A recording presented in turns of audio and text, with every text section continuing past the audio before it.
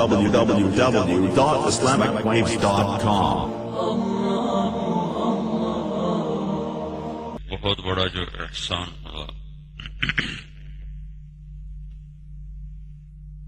لقد من اللہ علی المؤمنین اذ بعث فیہم رسولا، اللہ تعالیٰ نے ہمیں محمد الرسول اللہ صلی اللہ علیہ وسلم جیسا رسول عطا فرمایا۔ ان کی تو فعل پھر بے شمار احسانات ہیں جو پہلوں کو نہیں ملے۔ ان میں ایک ہے الیوم اکملت لکم دینکم واتممت علیکم نعمتی ورضیت لکم الاسلام دینا۔ کمال ہوتا ہے صفات کا پورا ہونا، اور تمام ہوتا ہے اجزاء کا پورا ہونا۔ کسی چیز میں صفات مکمل ہوں تو اسے کامل کہتے ہیں، اجزاء مکمل ہوں تو تمام کہتے ہیں۔ ایک لنگڑا آدمی ہے، صفات والا ہے، اسے کامل کہہ سکتے ہیں، تمام نہیں کہہ سکتے۔ مضبوط توانا ہے، صفات سے خالی ہے، اسے تمام کہہ سکتے ہیں، کامل نہیں کہہ سکتے۔ تو قیامت تک جتنی صفات انسان کو اللہ کے دربار میں اعلیٰ درجات دلا سکتی ہیں، ان کو اللہ نے اس دین میں پورا کیا، اور جتنی جزیات کی ضرورت پڑ سکتی ہے بشری زندگی میں قیامت تک، اللہ نے اس کو بھی اس میں پورا کیا۔ یہ کمال اور تمام کا فرق۔ الیوم کی تقدیم ہے جس میں یہ احسان ہے کہ یہ کام آج ہو رہا ہے، آج سے پہلے کبھی نہیں ہوا۔ 9 ذو الحج یوم الجمعہ اور یوم عرفہ، آج کے دن یہ جو اگلا کام ہو رہا ہے آج ہے، آج سے پہلے کبھی۔ دینکم کی تقدیم ہے لکم پر، لکم کی، لکم دینکم، لکم دینکم، لکم کی تقدیم سے ایک دوسرے احسان کی طرف اشارہ ہے کہ یہ صرف تمہارے لیے ہوا ہے، تم سے پہلے کسی کے ساتھ نہیں ہوا۔ یہ کمال بھی تمہارے لیے، اتمام بھی تمہارے لیے، اور یہ آج ہے، آج سے پہلے نہیں، صرف تمہارے لیے ہے، تم سے پہلے نہیں۔ اور علیکم کا جو لفظ ہے وہ ایک اور احسان کی طرف اشارہ ہے کہ دین اللہ نے ساری امت کے لیے عام کر دیا ہے۔ یہ وہ دنیا کا معاملہ نہیں ہے کہ اللہ کسی کو تھوڑا دے گا، کسی کو زیادہ دے گا۔ ما نشاء جتنا ہم چاہیں، لمن نرید جس کو چاہیں۔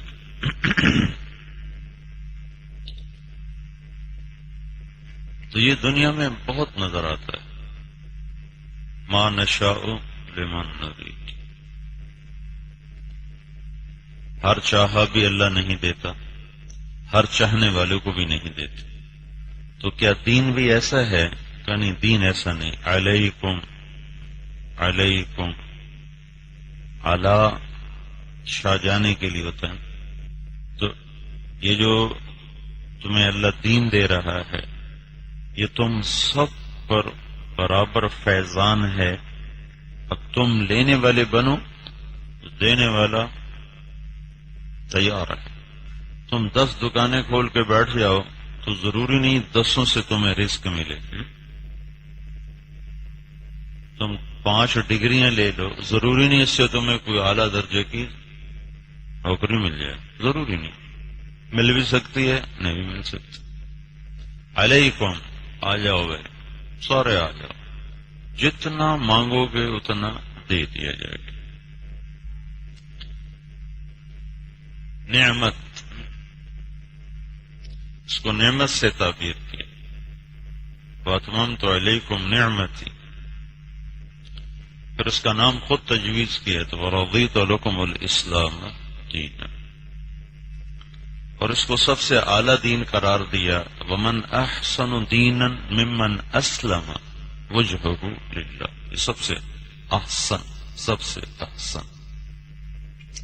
یہ جو کامل اکمل مکمل دین ہے، یہ عبادت سے شروع ہوتا ہے اور اخلاق پر جا کر مکمل ہوتا ہے. 2 حدیثیں میرے ذہن میں آئیں. یہ مضمون میں نے کہیں پڑھا نہیں ہے، صرف ان 2 حدیثوں کو جوڑنے سے، اور وہ آخری جو آپ کا فرمان تھا دنیا سے جاتے ہوئے الصلاۃ وما ملکت ایمانکم، ان کو جوڑتے ہوئے اور چند ایک اور چیزیں سامنے آئیں، ان کو سامنے رکھ کر یہ اللہ تعالیٰ کی طرف سے میرے ذہن میں آیا. غلط بھی ہو سکتا ہے، ٹھیک بھی ہو سکتا ہے، کہ بنیا کا جو لفظ ہے وہ ابتدا بتاتا ہے. بنی الاسلام علی 5. بنیا کا لفظ بتلاتا ہے کہ دین کی بنیاد کہاں سے شروع ہوتی.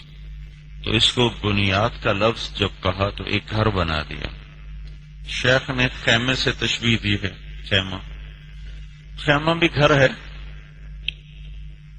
بنیا کا لفظ یہ بتلاتا ہے کہ دین کی بنیاد عبادات ہیں. کلمہ دل کی بندگی ہے 24 گھنٹے، نماز ہے، زکوٰۃ ہے، روزہ ہے اور حج.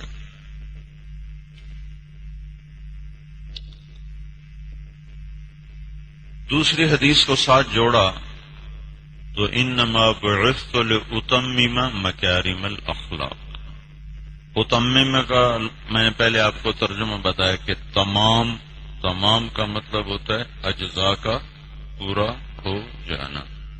تو اس اسلام کا جو آخری جز ہے جس سے جا کر اسلام مکمل ہوتا ہے، تمام ہوتا ہے، وہ مکارم اخلاق ہے. تو عبادت سے شروع ہوا اور مکارم اخلاق تک یہ پہنچا.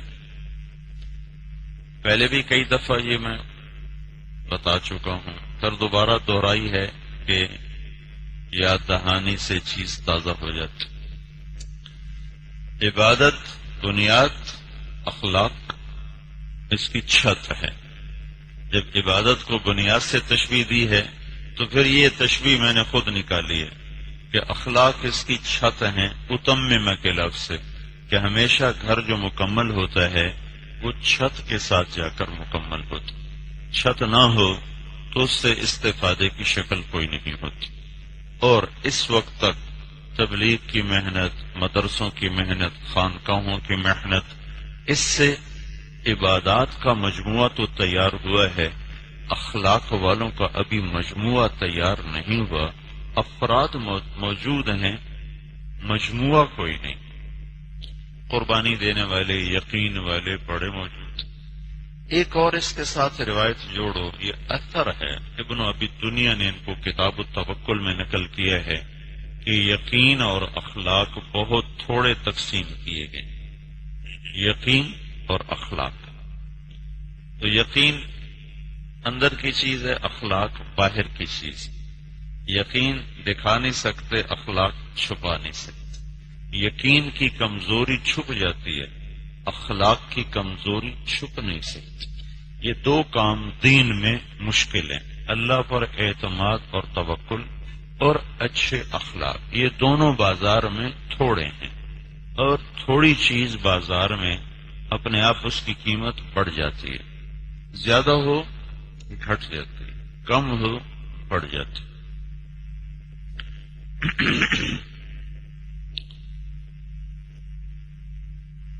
تو ایمان کی منڈی میں یقین اور اخلاق یہ سودا پہلے سے تھوڑا ہے، تو معلوم ہوا اس کے لیے قیمت زیادہ دینی پڑے گی. قیمت سے مراد ہے جہد، قربانی زیادہ دینی پڑے گی، تب جا کر یقین کی بنیاد بنے گی اور اخلاق کی بنیاد بنے گی.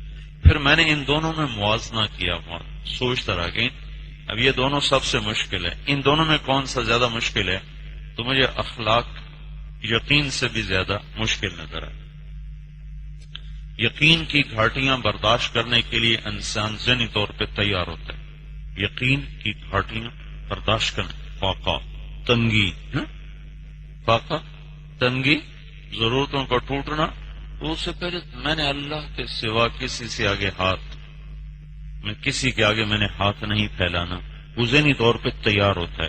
تو اس لیے یقین والوں کا ایک مجموعہ بنتا گیا.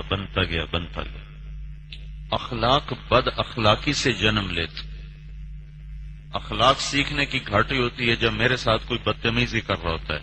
وہ میرے اخلاق سیکھنے کی گھڑی ہوتی ہے. وہ ایک گھاٹی جسے میں نے پار کرنا ہے. لیکن جب میرے ساتھ کوئی بدتمیزی کرتا ہے نا، یا آپ کے ساتھ کوئی بدتمیزی کرتا ہے، تو جواب میں ایک دم ایک رد عمل پیدا ہو کر غصہ آ جاتا ہے. جب غصہ آتا ہے تو سیکھنے سکھانے کا ذہن ختم ہو جاتا ہے. یہ بات میری یاد رکھنا. تم نے اخلاق بنانے ہیں تو تمہیں لوگوں کی بدتمیزی پہ صبر کرنا پڑے گا، تب تمہارے اخلاق بنے. صرف اس کا نام اخلاق نہیں ہے کہ تم نے چائے پلا دی اور کپڑے دھو دیے اور تم نے کھانا پکا دیا اور تم نے کسی کے سر میں تیل لگا دی. یہ بھی اخلاق کی چیزیں ہیں، خدمت کی چیزیں ہیں. اور تم نے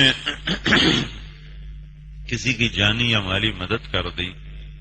بدتمیزی کے جواب میں چپ رہنے سے اخلاق اوپر جاتے، اس سے بغیر نہیں جا سکتے. لازمی چیز ہے، لازمی. اور کل بھی شاید میں نے اس موضوع پر بات کی تھی کہ جب بدتمیزی ہوتی ہے تو اپنا بھی دماغ الٹا ہو جاتا ہے اور اسے اس وقت یہ یاد نہیں رہتا کہ میرے یہ صبر کرنے کا وقت ہے. پہلے صوفیاء کرام جب رگڑے دیتے تھے تو وہ تیار ہوتے تھے کہ میرا شیخ میرے ساتھ یہ کر رہا ہے. یہاں تمہارا ساتھی کر رہا ہوتا ہے، ٹھیک ہے، کوئی بازار کا آدمی کر رہا ہوتا ہے، جماعت میں جاؤ امیر کر رہا ہوتا ہے، کوئی ساتھ اور چلنے والا کر رہا ہوتا ہے، یا محلے کا کوئی آدمی کر رہا ہوتا ہے، تو اس کی عظمت تمہارے دل میں نہیں ہوتی تو تم اس کے جواب میں پھٹ پڑتے ہو. شیخ کے رگڑے کے سامنے جھکتے ہو کہ یہ میرا شیخ ہے، میری تربیت کر رہا ہے. تربیت یہاں بھی ہو رہی ہے، غیر شعوری طور پر ہو رہی، اس سے اعلیٰ پیمانے پر ہو رہی اگر برداشت کیے، لیکن اس میں برداشت نہیں ہوتی. تصوف میں طاقت کیوں نکل گئی کہ صرف ذکر رہ گیا ہے، مجاہدہ ختم ہو گیا. مجاہدہ جو مشائخ کرواتے تھے وہ ختم ہو گیا، صرف ذکر باقی ہے. تھوڑے سے ذکر کی آتی ہے گرمی، اس پہ خلافت مل جاتی. تہذیب اخلاق میں لوگوں کی کڑوی کسیلی سہے بغیر اوپر بات جاتی ہی نہیں.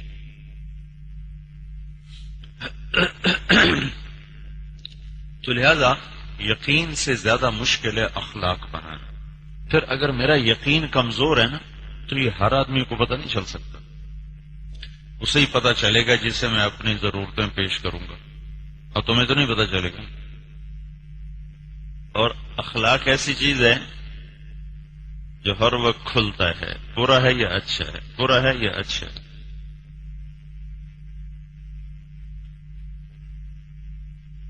اور اخلاق کا تعلق زبان سے بہت زیادہ ہے اور دل سے. دل کے جذبات، زبان کا بول، یہ دو چیزیں ٹھیک ہو جائیں تو سارے اخلاق تمہارے ہاتھ میں آ جائیں. بول بھی خوبصورت بولنے کی کوشش کی. زبیدہ ہارون رشید کی خاندان کی بیوی، باقی بیویاں تو بے شمار کرتے تھے.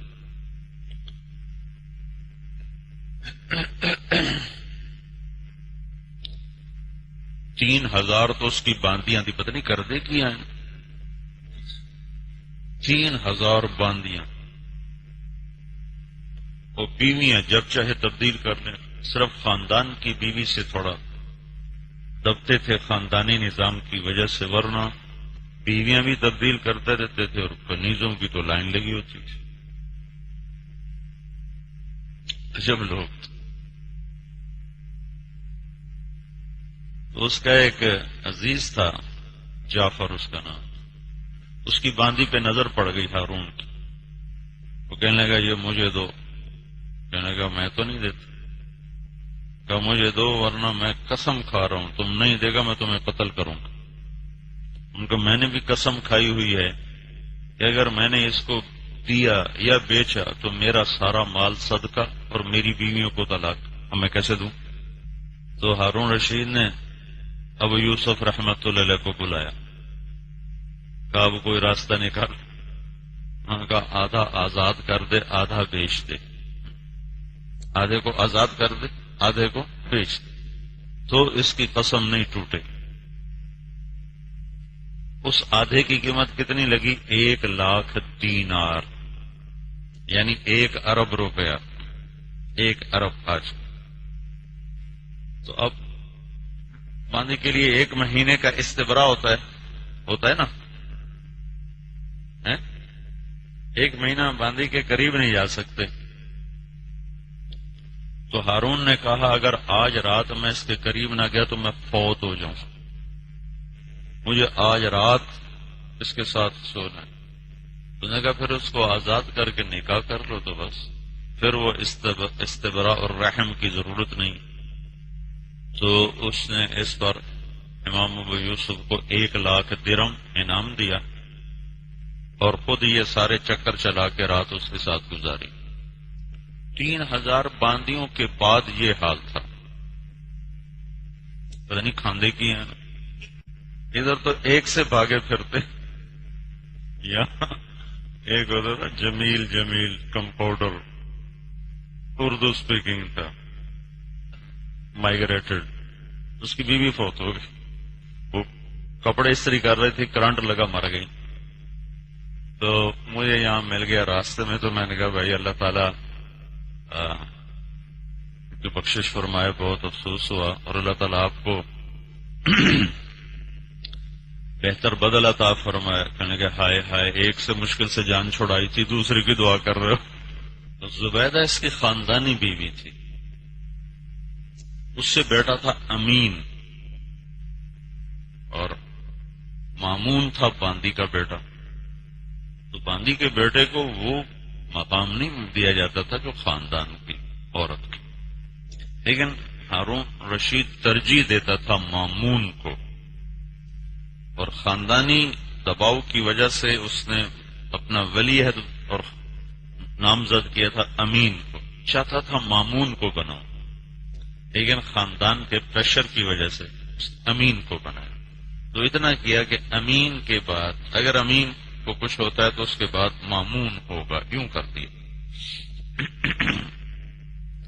تو ایک دن اس کی بیوی نے کہا تم امین پر مامون کو ترجیح کیوں دیتے؟ وہ چپ ہو گیا. تھوڑی دیر میں امین آ گیا قدرتی. تو ہارون کے ہاتھ میں مسواکیں تھیں، ہاتھ میں مسواکیں. تو اس نے کہا امین ما ھذا؟ اس نے کہا مساویک. مسواک کی جمع مساویک، اور اگر اس کو مضاف الیہ میں تبدیل کر دو تو مساوی مضاف ہوا کاف کی طرف تو بن گیا تیری برائیاں.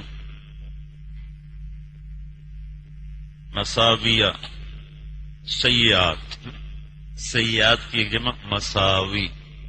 اور اس کو اگر کاف سے کے ساتھ مضاف کراؤ تو بن گیا مساویک.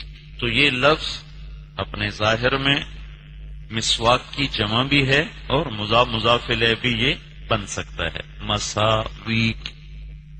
تو اس میں ایک پہلو نکلتا تھا جو باپ کے لیے اچھا نہیں بنتا. ہارون نے کہا صدقت. قدرتی اوپر سے مامون آ گیا. اس نے کہا ما ھذا یا مامون. تو اس نے کہا ضد محاسنک یا امیر المؤمنین، ضد محاسنک، مساویک اور محاسن، محاسن کو کاف کے ساتھ جوڑو تو محاسنوں کا، محاسنوں کا، تو ضد محاسنک، سمجھے ہو؟ مساویک کہنے کی بجائے ضد محاسنک، آپ کی صفات کی ضد، سیئات، مساویک۔ تو ہارون نے کہا سن لیا تیرے بیٹے نے کیا کہا اور باندی کے بیٹے نے کیا کہا۔ زبان کا بول یہ اخلاق میں بڑی طاقت رکھتا۔ تم لوگ چونکہ ہر وقت اعتراض جواب میں چلتے ہو، جب تمہیں غصہ چڑھتا ہے نا تو اگلے کو آخری حد تک تم تیر لگانے کی کوشش کرتے کہ ایسا جملہ بولوں کہ بھائی یہ تڑپتا ہی رہے۔ یہ ایک عادت بن جاتی ہے اس نظام تعلیم کی وجہ سے۔ پھر ایک دفعہ ایسا ہوا، اس نے کہا تم میرے بیٹے کو کیوں مامون سے نیچے رکھتے؟ تو اس نے خادم کو بولا کہ ادھر کہ جاؤ امین سے پوچھو اگر اللہ اسے خلافت دے تو وہ کیا دے گا۔ تو آیا کہنے لگا امین اگر اللہ تمہیں خلافت دے تو مجھے کیا دو گے؟ تو فلاں علاقے کی حکومت تیرے حوالے، ولایت تجھے دے دے۔ اور کہا جی یہ کہا ہے کہ اچھا جاؤ مامون سے پوچھو۔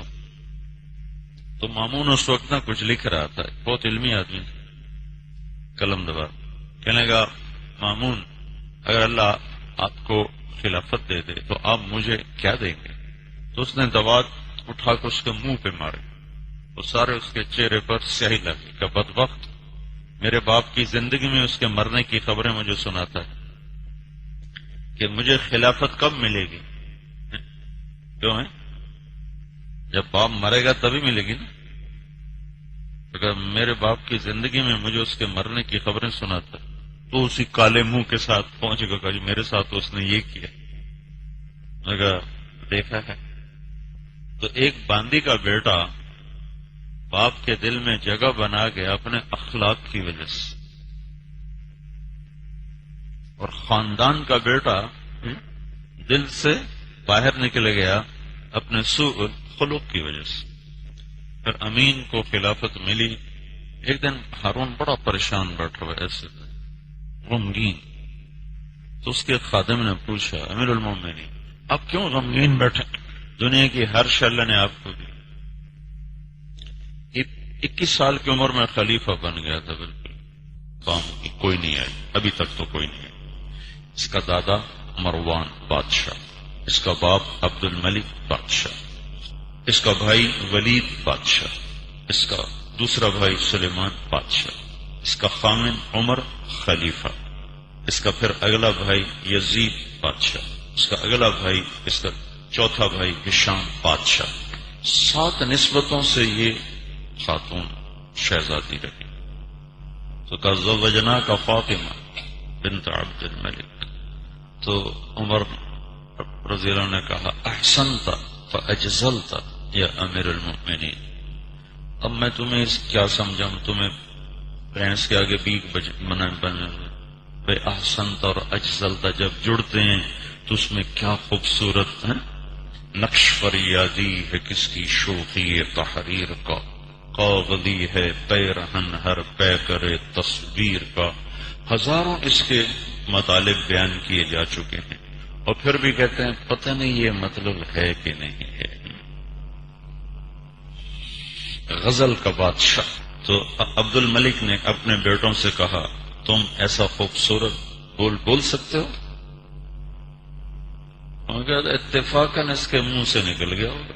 انہوں نے کہا ان کو اچھا نہیں لگا کہ چچا زاد بھائی کو ترجیح دی جائے، یہ آپس میں سگے بھائی ہیں عبد الملک اور عبد العزیز۔ عبد العزیز کے بیٹے عمر اور مروان کے بیٹے عبد الملک، اور عبدالعزیز اور مروان یہ آپس میں بھائی ہیں نہ، مروان کے بیٹے، مروان کے دو بیٹے تھے، ایک عبدالعزیز ایک عبد الملک، اور یہ دونوں آپس میں بھائی ہیں۔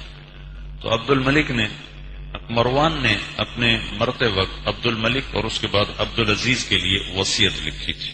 عبد الملک اچھا بھی بہت تھا اور برا بھی بہت تھا، تو اس نے عبدالعزیز سے کہا خلافت چھوڑ میرے بچوں کے حق میں، تو اللہ ان کو، اور عمر بن عبدالعزیز کا چونکہ رشتہ حضرت عمر سے ملتا تھا نا، تو مروان کی اس شاخ کو اللہ تعالیٰ نے ہر گندگی سے بچایا۔ میں نے کہا میں نہیں چھوڑوں گا، جیسے تجھے تمنا ہے مجھے بھی تمنا ہے، لیکن اللہ کا کرنا ایسا ہوا کہ عبدالعزیز عبد الملک سے پہلے مر گئے، تو پھر عبد الملک کے راستے کھل گئے، اسے اپنے بیٹوں کے نام کر دیا۔ تو ان کے بیٹوں کو حسد ہوا، کہنے کے قدرتی کہہ دیا ہوگا رب رمیت من غیر رامن، تو مثال سنیے نا، رب رمیت من غیر رامن۔ کچھ دن گزرے تو عبد الملک نے پوچھا ما نفقتک یا عمر، تیرے خرچ اخراجات کی ترتیب کیا ہے عمر؟ تو انہوں نے کہا الحسنۃ بین السیئتین یا امیر المؤمنین، الحسنۃ بین السیئتین والذین اذا انفقوا لم یسرفوا، اسراف سیئہ، ولم یقتروا، بخل سیئہ، وکان بین ذلک قواما۔ تو اتنی خوبصورت،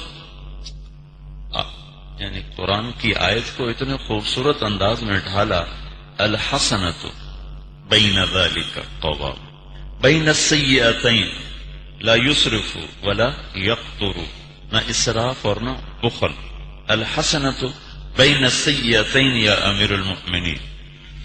تو عبد الملک نے کہا اب بھی قدرتی اس کے منہ سے نکلا ہے، اب بھی قدرتی اس کے منہ سے نکلا، تو بیچارے چپ ہو گئے۔ زبان کا خوبصورت بول اخلاق کا بہت بڑا حصہ ہے، تو تم ہوتے ہو سارے سریع الغضب، جلدی غصے میں آنے والے، تو تم کوشش کرتے ہو کہ بھئی کالے سانپ کا زہر ڈالوں اپنی زبان، چٹے سانپ کا نہیں، کالے سانپ کا زہر۔ اور جب سریع الغضب ہوتے ہو تو دل میں بغض بھرا ہوتا، کسی کے بارے میں حسد، کسی کے بارے میں کینہ، کسی کے بارے میں بغض، کسی کے لیے دل میں غصہ، مزاج ایسا بن جاتا۔ تو دین بندگی سے شروع ہوتا ہے اور اخلاق پہ جا کر مکمل ہوتا ہے۔ اب اس کے ساتھ ایک حدیث اور جوڑیں۔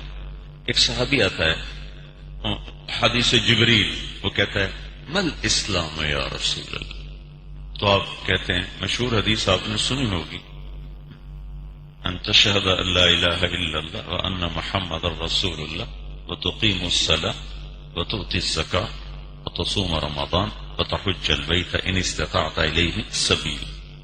یہی سوال ایک شخص کسی دوسری مجلس میں کرتا ہے، مل اسلام یا رسول اللہ، تو آپ نے فرمایا اطعام الطعام و طیب الکلام۔ ایک ابتدا ہے اور ایک کیا ہے؟ انتہا ہے۔ میٹھا بول کھانا کھلانا، میٹھا بول کھانا کھلانا، اس کو کہتے ہیں اطعام الطعام۔ ہماری جماعت تھی ذمہ داروں کی سن 93 میں لال مسجد، تو ہم اس زمانے میں کوئی اتنا تعارف نہیں تھا لوگوں کو، بڑی مشکل سے لوگ اکٹھے کرتے تھے، تو جتنے آپ لوگ بیٹھے ہیں اس سے کوئی دگنا مجمع ہوگا جو جمع ہوا پورے ہفتے کی محنت کے بعد۔ اس کے لیے ہم نے کھانا تیار کروایا ہوا تھا، باہر دیگیں چڑی ہوئی تھی، تو سی آئی ڈی والے، چونکہ لال مسجد حساس جگہ ہے، چاروں طرف وہ حساس علاقہ ہے، تو سی آئی ڈی والے آئے، تو انہوں نے مسجد کے انتظامیہ کے خدام مؤذن ان کو بلایا کہ یہ کون سا جلسہ ہو رہا ہے، ہمیں تو اس کے بارے میں بتایا نہیں۔ انہوں نے کہا جلسہ نہیں ہو رہا، یہ تبلیغی جماعت آئی ہے، تو ان کا ان کا یہ جوڑ ہو رہا ہے، بیان ہو رہا ہے. تو کہنے کہ تبلیغی جماعت کے لیے تو اتنا مجمع کبھی نہیں اکٹھا ہوتا، تو اتنا مجمع کیسے اکٹھا ہو گیا؟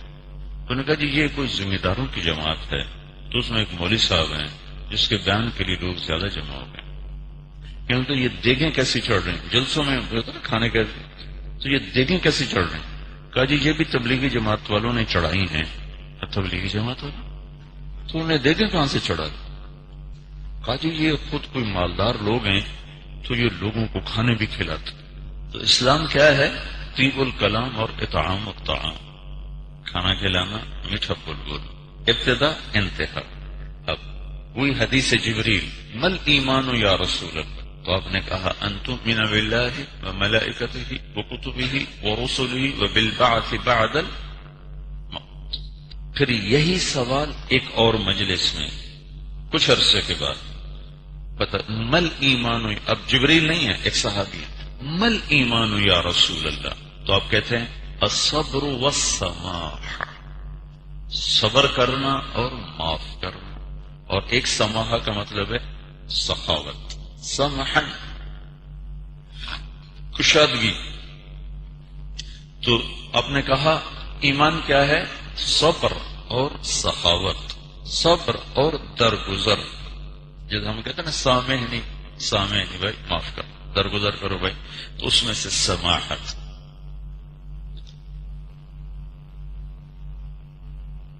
ایک ابتدا ہے اور ایک انتہا ہے. پھر وہ پوچھتا ہے ای الاسلام افضل، سب سے اعلیٰ درجے کا اسلام کیا ہے؟ تو آپ فرماتے ہیں من سلم المسلمون من لسانہ و یدہ، جس کے ہاتھ اور زبان سے مسلمان سلامت رہیں. سلامت، سلامتی کو پتہ کیا مطلب؟ گلاس ہوتا ہے، گلاس شیشے کا گلاس، اگر وہ بالکل نہ اس پر داغ ہو نہ خراش ہو، اس کو کہتے ہیں سلام سلام.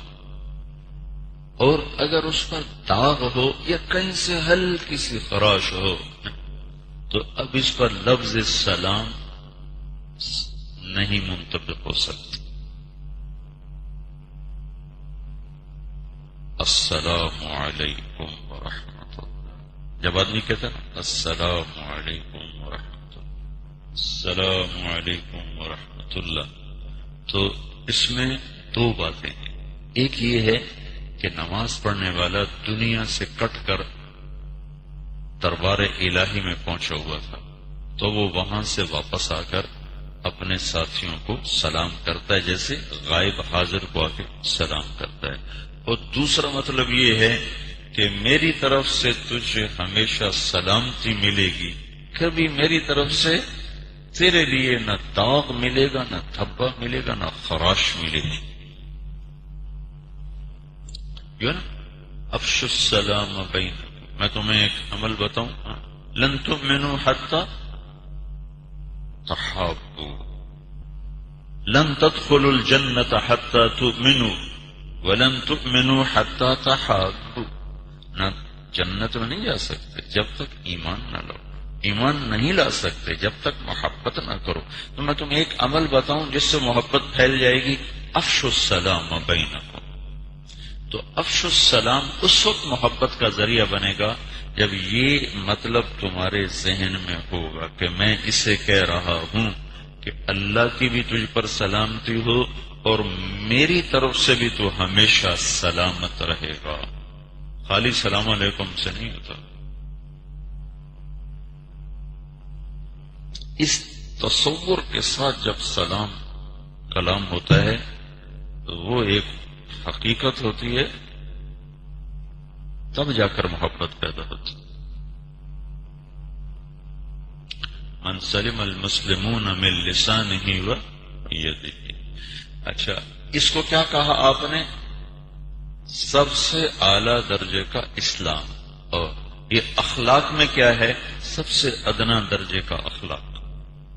مولوی خالد صاحب کو نہ میرے ہاتھ سے تکلیف پہنچی نہ زبان سے، غیبت اور بدتمیزی، پیٹھ پیچھے غیبت، انہیں پتہ چلے گا انہیں تکلیف ہوگی، منہ پہ بدتمیزی تو اسی وقت ہی تکلیف پہنچے. یہ اخلاق کا آخری درجہ ہے. کتنے نمبر والا آپ کا پاس ہوتا ہے؟ 15 نمبر والا. 14 پہ کیا ہوتا ہے؟ فیل.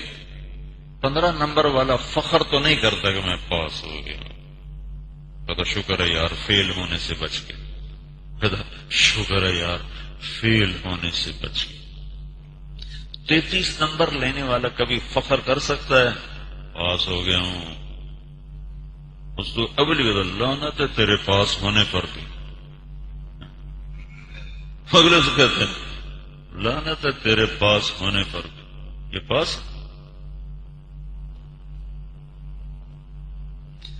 لیکن اخلاق اتنا بڑا مضمون ہے کہ تم نے اس میں 33 نمبر لیے، تم نے اس میں 15 نمبر لیے. کیا کہ تم کسی کو تکلیف نہیں پہنچاتے. اس کے بعد تو بد اخلاقی شروع ہو جاتی نا. ساتھ ہی بارڈر بد اخلاقی کا شروع ہو گیا. تو اخلاق کا ادنا اسفل سافلین درجہ یہ ہے کہ تم کسی کو ہاتھ زبان سے تکلیف نہ پہنچاؤ. تو یہ اتنا عظیم درس حیات ہے کہ جس سے تم اسلام میں سب سے پہلا نمبر لے لیتے. 33 نمبر حاصل کرنے پر تم اسلام کے پرچے میں 100 نمبر لے لیتے، پہلے نمبر پر آ جاتے. ای الاسلام افضل کمن سلم المسلمون من لسانه ویده. تو اگر تمہارے اخلاق ہی بلند ہو جائیں، وہ اخلاق ہی بلند ہو جائیں، تو پھر تم کیا بنو گے؟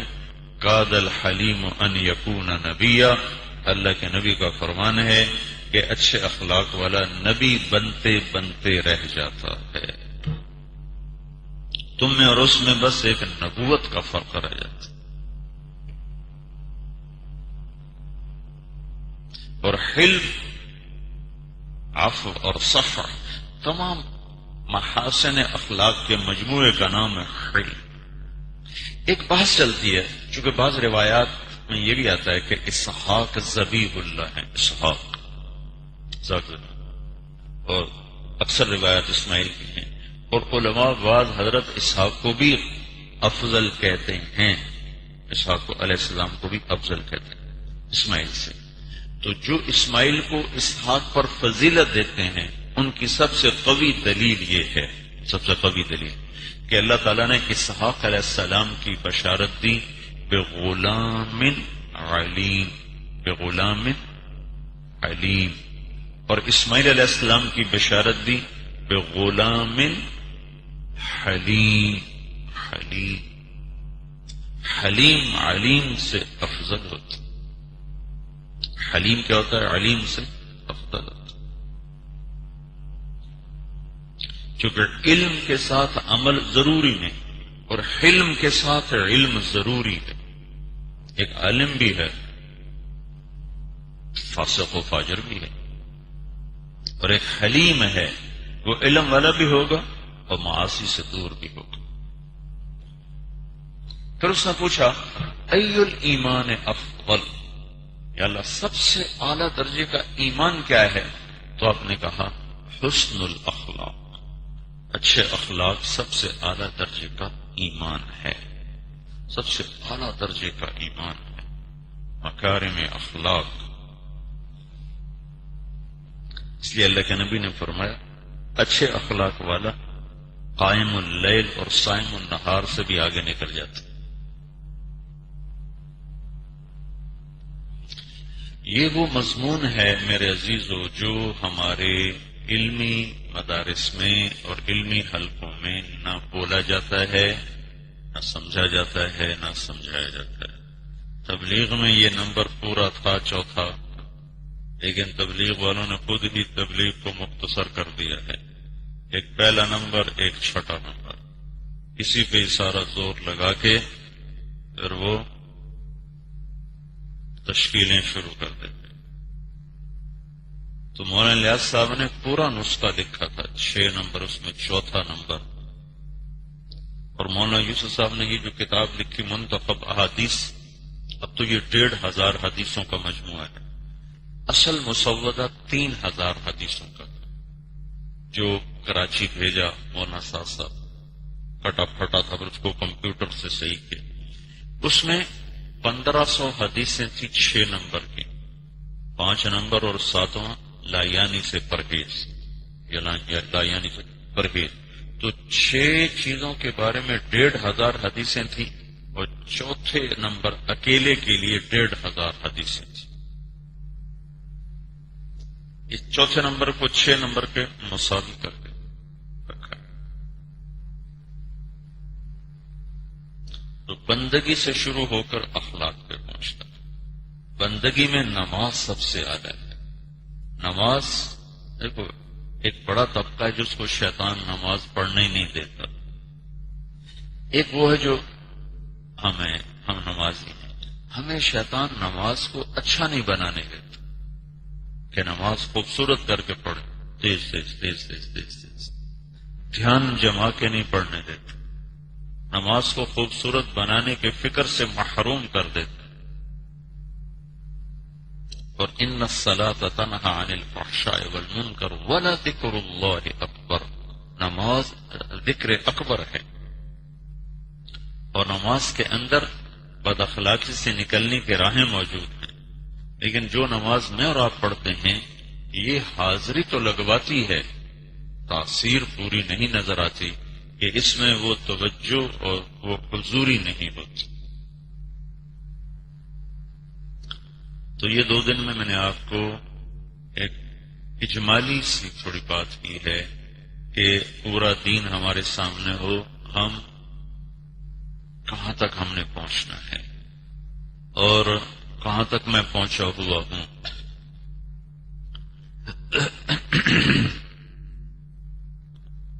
اور اسے مجھے مرنے سے پہلے پہلے سیکھنا ہے، ٹھیک کر. لیکن آپ سب نیک نوجوان ہو، نیک، بلکہ نیک سے بھی آگے متقی لوگ سب، چونکہ آپ شبان نشأوا فی عبادت اللہ اور فی سبیل اللہ، وہ اعلیٰ نسبتیں. تو نماز چھوڑنے کا تصور بھی نہیں کر سکتا. اور کبھی نیند سوتے سوتے آنکھ نہ کھلی اور نماز ضائع ہو گئی تو تمہیں سارا دن افسوس رہتا ہے نماز ضائع.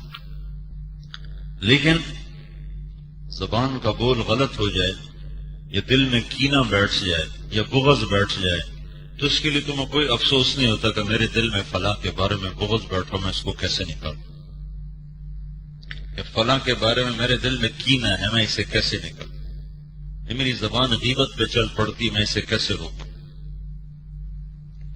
تو اگر تم اس کی کمی محسوس ہی نہ کرو تو اللہ تمہیں کیسے دے؟ وہ دے تو سکتا ہے جس کو چاہے دے، لیکن یہ بہت قیمتی متاع ہے، بہت قیمتی سرمایہ ہے. اس وقت دین کے بازار میں یہ سودائی کم ہے، شروع سے ہی کم ہے، پھر اس کے خریدار بھی کوئی نہیں ہے، لہذا اس کی قیمت بہت زیادہ ہے. جو اس کو لے لے گا وہ اس کی رفتار سب سے تیز ہو جائے گی، وہ اوروں سے آگے نکل جائے. احنف بن قیس رضی اللہ عنہ فرمایا کرتے تھے کہ ہم عاصم رضی اللہ عنہ سے اخلاق سیکھنے جاتے تھے، جیسے لوگ علم سیکھنے جاتے ہیں، ہم علم سیکھنے جاتے ہیں. ہم نے کہا جی ان کو کوئی قصہ تو سنا ہے. کہنے کو اپنی مجلس میں یوں بیٹھے ہوئے تھے، یہ کپڑے کی کوٹ لگا کے یوں بیٹھے ہوئے تھے اور مجلس میں گفتگو ہو رہی تھی. یہ احنف خود 2 آدمیوں کا علم مشہور ہوا ہے، ایک حضرت معاویہ رضی اللہ تعالیٰ عنہ، ایک احنف بن قیس رضی اللہ تعالیٰ عنہ. کب وہ یوں بیٹھے ہوئے تھے تو ایک دم لوگ ان کے بیٹے کی لاش لے کر آئے اور ساتھ قاتل کو بھی لے کر آئے کہ یہ قاتل ہے، یہ آپ کا صاحبزادہ مقتول ہے، اور قتل کرنے والا چچا زاد بھائی نے بھائی کو قتل کر دیا. تو بس جیسے بیٹھے تھے نا اس میں اتنا بھی نہیں ہوا اور یوں بھی نہیں ہوا، جیسے بیٹھے تھے نا ویسے ہی بیٹھے بیٹھے کا اوہو اس کی ماں کو بہت افسوس ہو۔ کہا اچھا بھائی، قتل کرنے والا بھی اپنا ہی بیٹا ہے، ہم معاف کرتے ہیں، البتہ اس کی ماں کی تسلی کے لیے میں اپنی طرف سے 100 اونٹ کی دیت اس کی ماں کو دیتا ہوں۔ اب کیوں بھی نہیں کہا تجہیز و تکفین کا انتظام کیا جائے۔